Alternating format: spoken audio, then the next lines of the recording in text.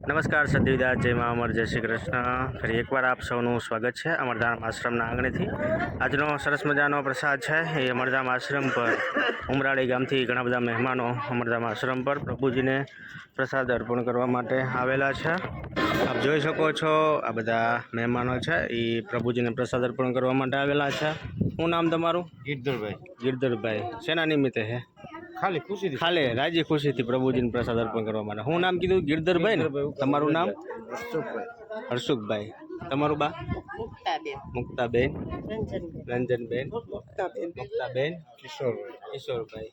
આજના પ્રસાદના મેનુમાં છે જાંબુ, ખમણ, મિક્સ શાક, છાશ, રોટલી.